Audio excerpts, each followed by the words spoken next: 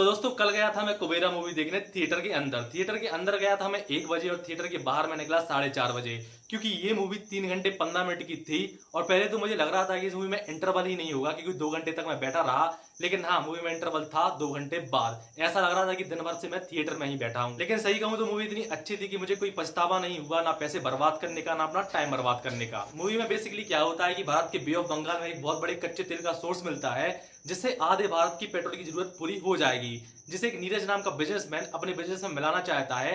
और इसके लिए उसे मंत्रियों को 20,000 करोड़ रुपए देने होंगे। इसके बाद नीरज ये काम करवाने के लिए एक विशाल नाम के आईपीएस ऑफिसर जो जेल में बंद है उसे अपने पास लाता है। और विशाल नीरज को आइडिया देता है कि हम अपना ब्लैक मनी व्हाइट करवाने के लिए 4 भिखारियों को लाएंगे और उनके नाम पर विदेश में कंपनियां खोलेंगे और इन्हें उन कंपनियों का सीईओ बनाएंगे, जिसके बाद हम अपनी ब्लैक मनी इनके नाम पर ट्रांसफर कर देंगे और बाद में इनके नाम से अपने पास ट्रांसफर करवा लेंगे, जिससे कि हमारी ब्लैक मनी वाइट हो जाएगी।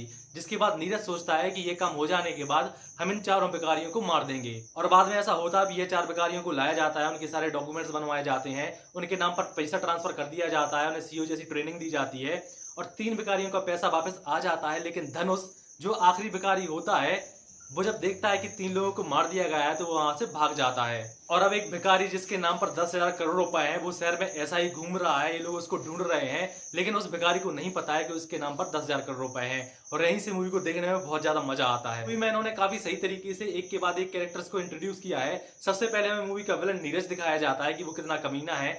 इसके बाद विशाल जो एक आईपीएस ऑफिसर है, बहुत ज्यादा ईमानदार है, लेकिन उसने कुछ ऐसा कर दिया था कि उसको बेवजह ही जेल में डाल दिया गया था, इसलिए अब वो अपने सिस्टम से बदला लेना चाहता है, लेकिन अभी भी वो ईमानदार है। इसके बाद धनुष का कैरेक्टर दिखाया जाता है कि वो कितना बेकारी है, उसकी हालत कैसी है। इसके बाद मूवी के एंड में 2.5 घंटे निकल जाने के बाद रश्मिका मंदाना के कैरेक्टर को दिखाया जाता है, जिसके बाद मूवी में कॉमेडी चालू हो जाती है। और भाई मूवी में धनुष ने जो भिखारी का कैरेक्टर प्ले किया है, एक नंबर। भाई ये होते हैं एक्टर। मूवी में क्या होता है कि धनुष की बचपन में एक आदमी पूरी उंगलियां तोड़ देता है एक हाथ की, तो आगे चल के क्या होता है कि जब वो बड़ा होता है तो कोई भी चीज जब उठा रहा होता है तो वो नहीं उठा पाता। मतलब कि वो अपने कैरेक्टर में पूरी तरह फिट होता है कि जब भी कोई सीन होता है मूवी में कुछ उठाने का, वो कह देता है अपनी उंगलियां दिखा के पूरी मोड़ के कि लो मैं नहीं उठा पाता।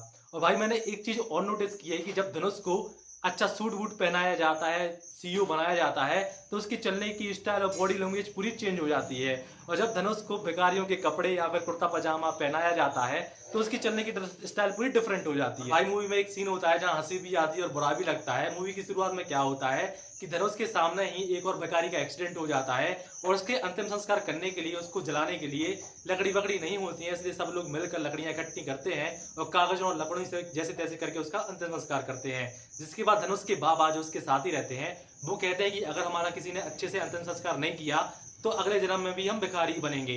और ये बात धनुष के दिमाग में क्लिक हो जाती है। इसके बाद जब धनुष के पास पैसा हो जाता है, उसके सामने एक भिखारी मरता है, तो वो इतने धूमधाम से उसका अंतिम संस्कार करवाता है, बारात बुलाता है, नाचने वाले बुलाते हैं, लाइटें, डांस हो रहा है, सब कुछ हो रहा है। और भाई उस सीन को देखकर बुरा भी लगता है कि कोई मर गया और हम लोग हंस रहे हैं, और भाई हंसी भी आती है कि भाई ये कैसा अंतिम संस्कार हो रहा है। और इसके बाद मूवी में रश्मिका मंदाना का कैरेक्टर आता है और यहाँ से मूवी में कॉमेडी चालू होती है तो एंड तक ही चलती है। मूवी में क्या होता है कि रश्मिका मंदाना अपने एक बॉयफ्रेंड के भागने के साथ चक्कर में होती है, लेकिन उसका बॉयफ्रेंड उसको धोखा देकर स्टेशन पर ही छोड़कर भाग जाता है। जिसके बाद रश्मिका मरने जा रही होती है स्टेशन पे, लेकिन उसको धनुष मिल जाता है बेहोश में, जो वो भी भाग रहा होता है। और वो धनुष के ऊपर पानी डालती है, उसको जगाती है और उसकी मदद करती है, उसको हॉस्पिटल ले जाती है। लेकिन जब उसको पता चलता है कि वो एक भिखारी है और वो इतनी देर से एक भिखारी की मदद कर रही थी, तब जाकर वो और ज्यादा परेशान हो जाती है। और वो दोनों शहर में अकेले होते हैं, इसलिए वो दोनों एक दूसरे के पीछे घूमते रहते हैं। और जब रश्मिका मंदाना को पता चलता है कि इस भिखारी के नाम पर 10,000 करोड़ रुपए हैं, तो वो और ज्यादा शौक हो जाती है और ज्यादा मजा आता है मूवी को देखने में। मतलब कि ये रश्मि का कैरेक्टर बहुत अच्छे से लिखा गया है। और भाई पहले मूवी में सस्पेंस देखने को मिलता है, फिर थ्रिलर देखने को मिलता है, फिर कॉमेडी देखने को मिलती है और बाद में मूवी का क्लाइमैक्स। मतलब कि इस मूवी में 3 घंटे की जरूर है, लेकिन सब कुछ है, मजा आएगा तुम्हें देखने में। बाकी मूवी में विलन का कैरेक्टर जिसने प्ले किया है नीरज का, भाई साहब उस एक्टर ने एक नंबर काम किया है। शकल से ही देखने में लगता है कि एक नंबर का कमीना है। और भाई सही कहूँ तो मूवी की स्टोरी काफी सही है। इसे देखकर मेरी नजरों में तो भिखारियों के लिए इज्जत बढ़ गई। बाकी तुम इस मूवी के बारे में क्या सोचते हो कमेंट करके जरूर बताना। अगर देख चुके हो तो मिलते हैं नेक्स्ट वीडियो में। Bye bye.